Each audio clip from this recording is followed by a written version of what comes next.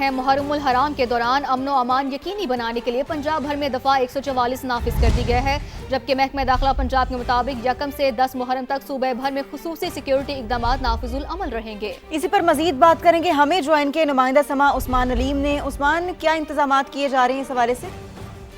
جی بالکل، محکمہ داخلہ پنجاب نے صوبہ بھر میں دفعہ 144 نافذ کر دی ہے۔ پنجاب بھر میں 1 سے لے کر 10 محرم تک 17 جون تا 26 جون دفعہ 144 نافذ رہے گی۔ دفعہ 144 کے تحت پنجاب میں 7 قسم کی پابندیاں عائد کی گئی ہیں۔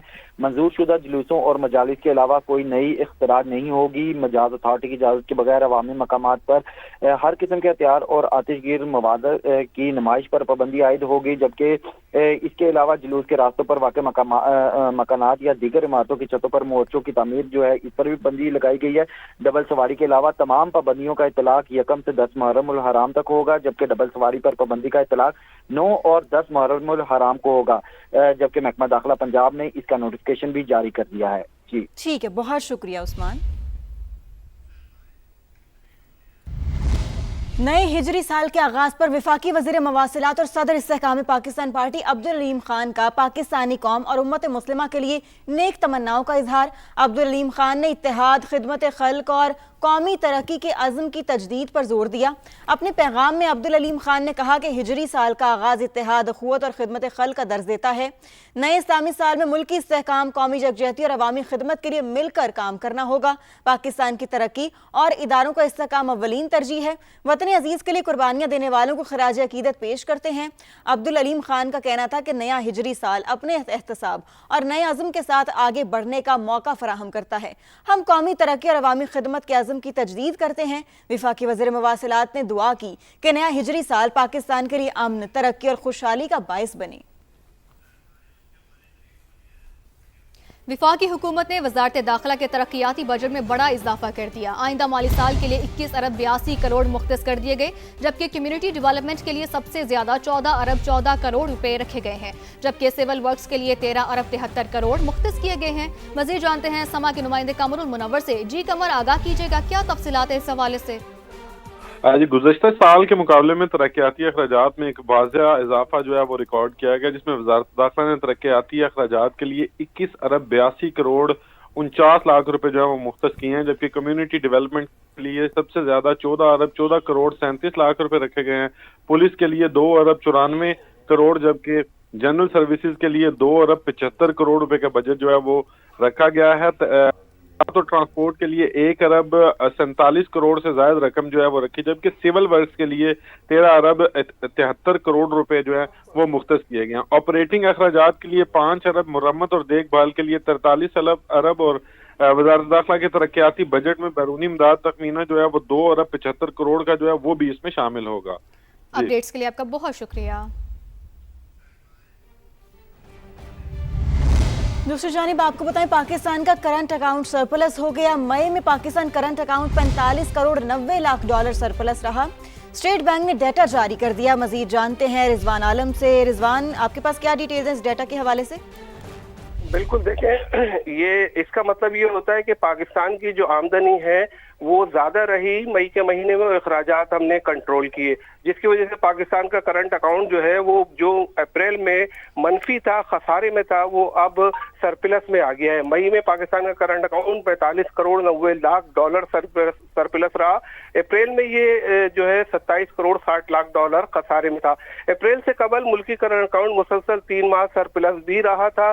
اس کی وجہ جو بیان کی جا رہی ہے ماہرین کی جانب سے، وہ بتایا جا رہا ہے کہ درآمدات میں جو ہے وہ ماہانہ بنیاد پر کمی آئی ہے، اور ترسیلات زر میں جو ریکارڈ اضافہ ہوا ہے، جو مئی میں 4 ارب 4.25 ارب ڈالر آئی ہیں ریکارڈ، اس سے پاکستان کا کرنٹ اکاؤنٹ سرپلس ہوا ہے۔ رواں مالی سال کے 11 ماہ کی بات کی جائے تو کرنٹ اکاؤنٹ جو ہے وہ یہاں بھی سرپلس آ گیا ہے، 25 کروڑ 50 لاکھ ڈالر سرپلس رہا ہے۔ جی ٹھیک ہے، بہت شکریہ رضوان۔ پاکستان کی آئی ٹی ایکسپورٹ نے بھی نئی بلندیوں کو چھو لیا ہے۔ رواں مالی سال کے 11 ماہ میں پاکستان سے آئی ٹی ایکسپورٹ میں 20% اضافہ ہوا، جبکہ 11 ماہ میں پاکستان سے 4 ارب 19 کروڑ ڈالر کی ریکارڈ آئی ٹی ایکسپورٹ کی گئی ہے۔ اور اسٹیٹ بینک نے آئی ٹی ایکسپورٹ کا ڈیٹا جاری کر دیا ہے۔ گزشتہ مالی سال کے 11 ماہ کے مقابلے میں I T export 71 crore dollar زیادہ رہی۔ खबर यह है, हक महर की मुकम्मल अदायगी तक बीवी को शोहर से अलहदा रहने का इख्तियार हासिल है। Lahore high court Multan bench का अहम फैसला। अदालती फैसले में कहा गया, शोहर पर बीवी की कफालत और नानो नफका की जिम्मेदारी आयद होती है। मजीद जानते हैं अरशद अली से। अरशद, अदालती कार्रवाई का हवाल बयान कीजिएगा। जी बिल्कुल, लाहौर हाई कोर्ट में आज 2 तहरीरी और तफसीली फैसले जारी किए गए हैं। पहला फैसला जो है वो हक महर बीवी के जो हक महर है उससे मुतल्लिक है, जिसमें जो ये कहा गया है कि हक महर बीवी का कानूनी हक है, जो शोहर जो है वो उसको अदा करने का पाबंद है। इसके साथ साथ फैसले में ये भी लिखा गया है कि हक महर की अदायगी तक बीवी को अलहदा रहने का इख्तियार भी हासिल है। निकाह के बाद बीवी की कफालत और नानो नफका की जिम्मेदारी शोहर पर आयद होती है। जबकि दूसरे फैसले की लाहौर हाई कोर्ट की बात करें तो उसमें नाबालिग बच्चों के हकूक वालिदैन के ज़ाती तनाज़ात का हिस्सा नहीं बन सकते, ऐसा कहना है लाहौर हाई कोर्ट का। और लाहौर हाई कोर्ट ने अपने फैसले में ये लिखा है कि नानो नफका बच्चे का अपना हक है, माँ सिर्फ सरपरस्त होती है। इसके साथ साथ इस फैसले में यह भी कहा गया है कि नाबालिग के मुस्तकबिल के नानो नफका से दस्तबरदारी की कोई शिक जो है वो कानूनन गैर मौसर नहीं है। बच्चे को नानो नफका या विरासत से मुस्तकिल महरूम करना आइन की मुनाफी है। लाहौर हाई कोर्ट ने ये तहरीरी फैसले जारी कर दिए हैं। ठीक है, बहुत शुक्रिया अरशद। सुप्रीम कोर्ट ने गैर मनकूला जायदाद से शहरियों को गैर कानूनी तौर पर बेदखल करने के मामलात में अहम गाइडलाइंस जारी कर दी हैं। इस्लामाबाद से सुहेल रशीद की रिपोर्ट देखिए। सुप्रीम कोर्ट का शहरियों को गैर मनकूला जायदाद से गैर कानूनी तौर पर बेदखल करने के हवाले से अहम फैसला। मुल्क भर की अदालतों को गैर कानूनी बेदखली एक्ट के तहत मुकदमात 60 दिन में निपटाने का हुक्म दे दिया। हर शहरी को सस्ते और फौरी इंसाफ की फराहमी रियासत की जिम्मेदारी करार। 5 सफ़ात पर मुश्तमिल फैसला जस्टिस जमाल खान मंदोखेल ने तहरीर किया। फैसले की नकल तमाम हाई कोर्ट्स को अमल दरामद के लिए इरसाल करने की। अब आपको बराह रास्त ये चलें, वफाकी वज़ीर इत्तलात व नशरियात अता तारड़ और वज़ीर मुमलिकत ख़जाना बिलाल अज़हर कियानी ब्रीफिंग दे रहे हैं। जिनको अब आदत पड़ गई है तनकीद की, वो तनकीद बराए तनकीद पे बिलीव करते हैं और वो एक नेगेटिव इन्वायरमेंट भी क्रिएट करने की कोशिश कर रहे हैं। हालांकि ये बजट ऐसा बजट है कि जिस पे मुखालफीन भी तारीफ़ करें। मैं मिफ्ता इस्माइल साहब को सुन रहा था, उन्होंने इस बजट की तारीफ़ की बिकॉज ये आसान नहीं था, मगर अल्लाह ताला के फजल से एक रिलीफ ओरिएंटेड बजट जो है वो बनाया गया है। पाकिस्तान जब डिफ़ॉल्ट के दहाने पे था और पूरी पीटीआई शर्तें लगा रही थी कि आज डिफ़ॉल्ट हुआ, कल डिफ़ॉल्ट हुआ, तो उस वक्त जो मैक्रो इकोनॉमिक इंडिकेटर से अगर आप देखें तो फॉरेन एक्सचेंज रिजर्व्स आपके लोएस्ट थे, आपके पास इंपोर्ट कवर था नहीं, जो एक्सचेंज रेट है वो फ्लक्चुएट कर रहा था शदीद तरीके से, यानी रुपया मुस्तहकम ही नहीं था डॉलर के अगेंस्ट। इवन एक्सपोर्टर्स जो थे उनकी जो लेटर ऑफ क्रेडिट खुलना होता है कोई चीज़ एक्सपोर्ट करने के लिए, एलसीज नहीं खुल रही थी। तो एक सूरत हाल ऐसी थी कि जिसमें इन्फ्लेशन 38% पे थी और लोग कह रहे थे 50% पे जाएगी। जो इंटरेस्ट रेट है वो 22% के ऊपर था और रेमिटेंसेज भी आपकी डिप्लीट हो गई थी।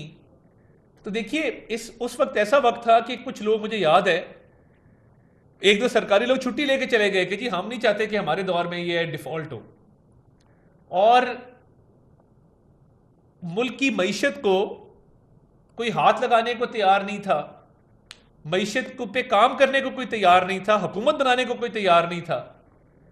ऐसे दौर में अल्हम्दुलिल्लाह मुस्लिम लीग नून की क़यादत ने मईशत को संभाला और मियां नवाज शरीफ के विजन के तहत